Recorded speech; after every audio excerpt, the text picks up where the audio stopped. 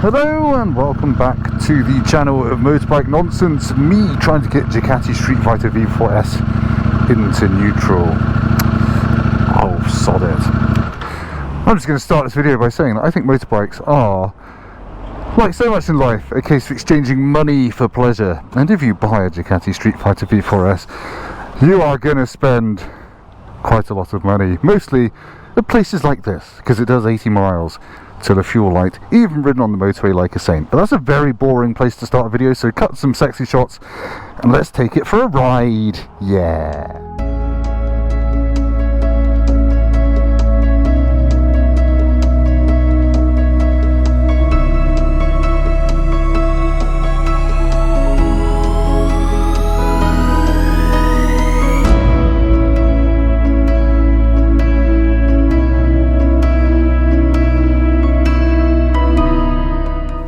Right, enough petrol station nonsense. Let's have a very quick look at the bike before we go for a proper ride, because there are some things on this bike that you might not know about that are worth pointing out in like a consumer advice sort of way.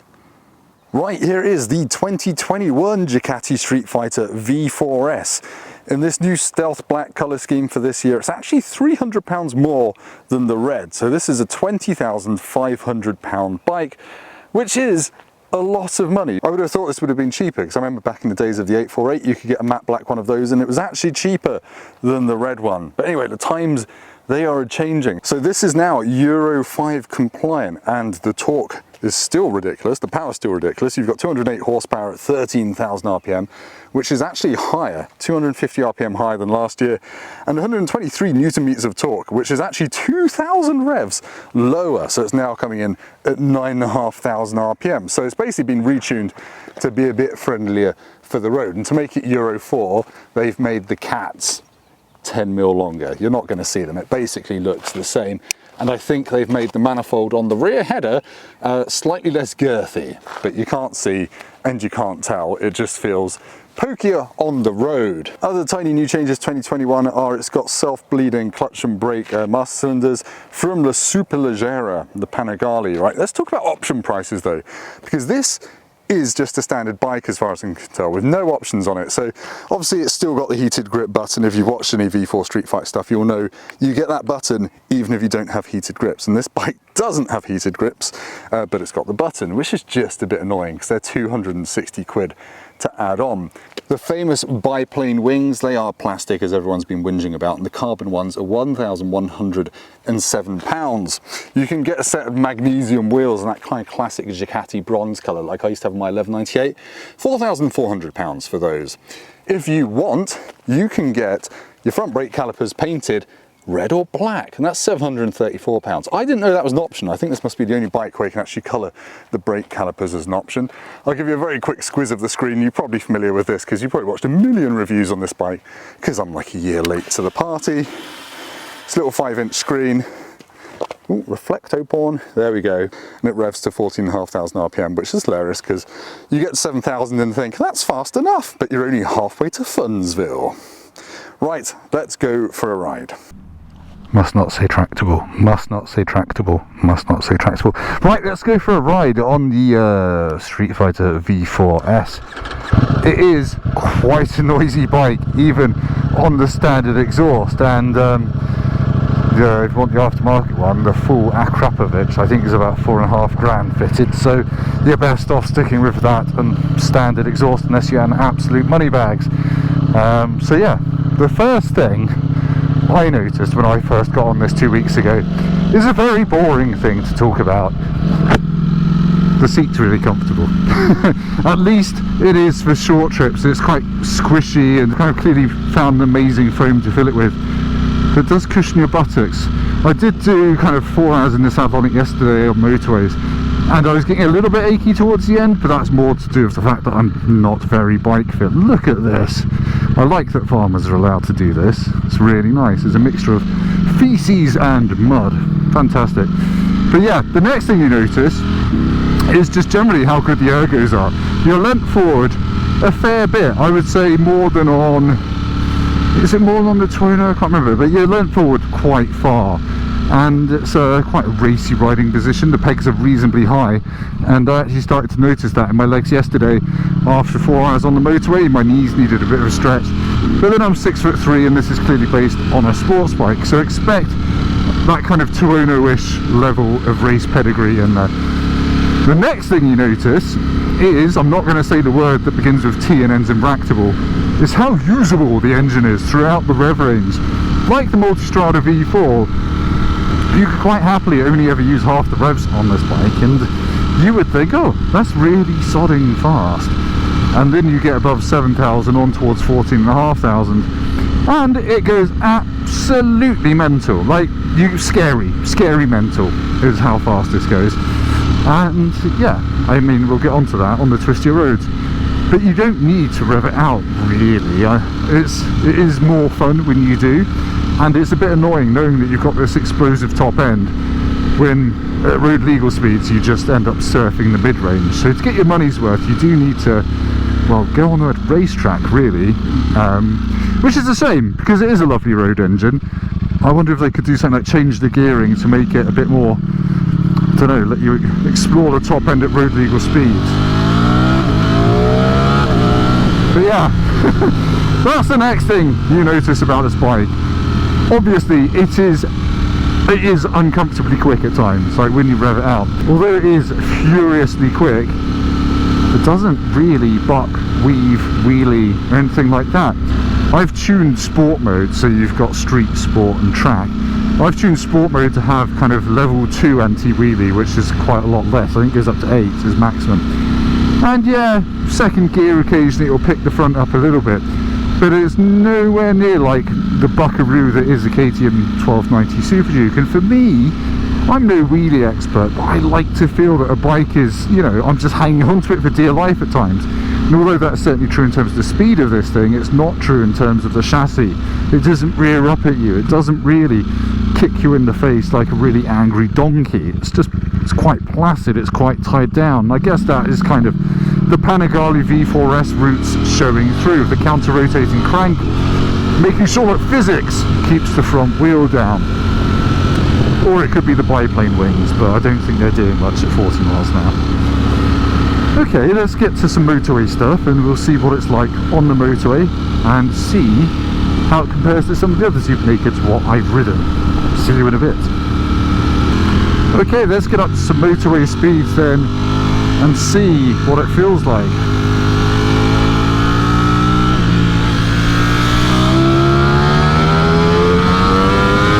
It's fine at 70 miles an hour. Obviously you're taking a lot of wind on the face and the chest because there's no support, but that lent forward riding position means that you're actually kind of not really fighting against the wind. The chassis geometry, the seating geometry of the bike actually helps you.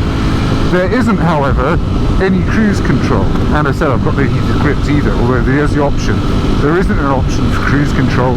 There also isn't a fuel gauge, which does seem, I mean, there's room on the screen for it. Anyway, I get about 80 miles to the fuel light on this. It is a thirsty little bugger. I've been getting 35 mpg, 39 is my maximum after some like 70 mile an hour motorway stuff. So you're going to be stopping for fuel 40 miles, 50 miles before your mates on their Super Dukes and things like that.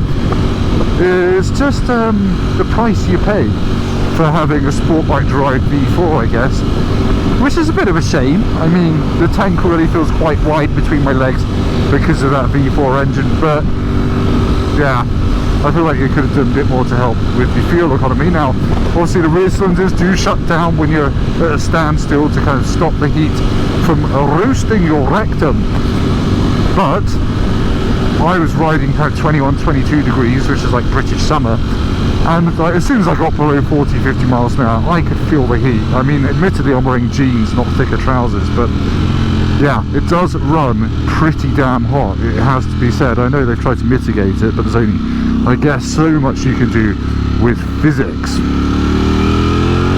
While we're doing boring motorway stuff, I should also mention the mirrors. They're pretty solid and they're mounted on really posh feeling mirror stalks that are made of, I guess, cast metal. They're mostly fine, but there are certain revs Yeah, about 7,000 to 8,000 RPM and above, where they get quite blurry. But when you're above 7,000 to 8,000 RPM on this bike, well, you should be looking in your mirrors because the police will be on you. But your eyes will be on stalks looking down the road. Tender stem broccoli stalks. Other things about this bike, the handling. It's phenomenal. You knew it was going to be good, didn't you? The electronic suspension that's fitted to this bike in street mode, it is pretty plush. It's not like magic carpet. I know some people have been saying, oh, it's as comfortable as an adventure bike. It isn't. It's still firm, it's still taut, and it still gives you a great connection to the road. Now in sport mode it firms up and things get even better, and you can tweak it yourself as well. But yeah, it gives you huge amounts of confidence to really chuck it into corners at ludicrous speeds, and that combined with the engine could get you into a lot of trouble. Mr. GS man, did he nod? Doubt it. That said, I think this is probably one of the more comfortable supernakeds to do big miles on if you wanted to. Obviously you're then going to be hamstrung by the tank range, but you know, it was the same on the Multistrada V4, that was thirsty as well. But yeah, this is pretty comfy. There's just really not any wind or weather protection. But what did you expect? It's like going into a bear's nest slathered in, I don't know, peanuts and honey and not expecting to get eaten. It's just not going to happen. One of the huge benefits of that V4 is just how smooth it is though. Around town doing 30, doing 40, you might as well be on a CB500 or something. It's so easy to ride and you can just waffle about really without having to worry about the clutch grabbing or getting lumpy low down in the rev range. It's super smooth, and you can just stick it in third gear all day and do anything from 30 miles an hour to probably the far side of 100. But yeah, anyway, I'm going to get to some twisty roads and give it a bit more stick, and we can talk about the noise because, well, it's just worth hearing, frankly. I should be giving it a Teapot 1-esque nationals because, yeah, going from 30 to 60 in second gear. There we are. Yeah, so it does give you the confidence to go full throttle, but you very quickly end up with your eyes on stilts looking down the road because of the speed and the way it just picks up velocity like you wouldn't believe. And the thing is, that suspension works with the road so well that you just end up taking the piss a bit, to be honest. You end up going faster and faster than is strictly sensible or necessary. And the V4, when you do get up it and give it a proper thrashing, it sounds amazing. Jesus Christ! Quick shifter and blipper is super slick, super smooth. It's everything you'd want it to be. You always have to take a dodgy line around that corner. One thing I would say about this bike though, although it's absolutely epic on the road, you've got loads of feel. You're never ever feeling like you're going to run out of grip. The tyres, they're Pirelli Diablo Rosso Corsa 2s, which is fine, it's a road tyre, but a bike of this performance and pedigree, should it really have Pirelli Supercorsa SPs? I mean, my Hypermotard comes with them as standard, and that's got half the horsepower of this. It's just, it feels like marketing has got in the way and said, oh no, it needs to be on a road tyre because it's not a super sporty one. Maybe they're going to do the Streetfighter SP. Anyway, let's do that again. That was quite fun.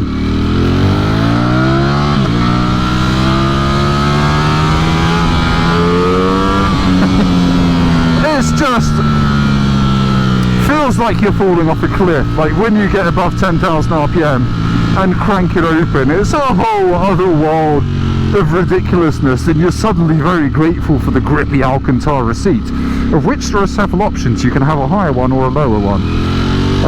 But yeah, the tank's really nicely shaped for hanging off. It's a little bit slippery between my knees, but yeah, if you like riding to find the rev limiter, you're not going to be a free person for very long. You're just going to be making friends with Bubba and his ball gag at Her Majesty's pleasure. But my god, it is still an absolutely addictive experience. Now with my sensible hat on, I would say that the KTM Super Duke's lowdown wallop is more entertaining for me on the road, because it's just happier to like do little wheelies off crests, childish things that are irrelevant but I like. And it also just has even more real world grunt than this. This isn't short of grunt, but just because you want to chase that top end. It's like, oh, am I getting my money's worth on the road? Probably not. Whereas the Super Duke, obviously it's £4 cheaper than this. I just feel like you make more of it more of the time, if that makes sense. But give it a go. I'd just say this V4 is such a Jekyll and Hyde motor, and if you want to experience, is it Hyde, the evil side? I can't remember. The bad side of it, then you need to find a racetrack. Well, here's some proof. I'm riding around town and I'm fine. It is a little bit lumpy below 10 miles an hour, but I'm not having to slip the clutch until then. I'm in sport mode as well. I could probably make this better by putting in street mode. Hang on. No. Don't crash while doing this, really. There you go. Softened everything off. Yeah, it's perfectly manageable in town. It's not a jerky nightmare. It's not like, you know, waking up in a biltong factory or something. But yeah, I am getting a bit hot already between my legs. Watch it. And I've only been in town for 2 minutes. So yeah, this bike definitely does run spit scorchio. But yeah, it'd be a good commuter. It hasn't got much steering lock. It's got the same steering lock, I think, pretty much as a Panigale. So you can tell it's based on a sports bike. And yeah, back brake works though on Ducati. That's quite something. Sorry, I'm digging up old Ducati tropes now, aren't I? I haven't got L plates, I don't think I fit in here. But yeah. Right. Right, that is more than enough waffle from this bald twat about the Ducati Streetfighter V4S. Thank you ever so much for watching. I hope it's been vaguely enlightening and useful. 2021 bikes, certainly from what I've read, are quite different in terms of ride to the 2020 ones, just because all that torque's lower down. I would still buy a Super Duke because I like the grunt compared to this. But this, for 20 grand, is expensive. You don't get heated grips, you've got the buttons, certain things like that are a bit piss-takey, Ducati. I think you're starting to go a bit Ferrari.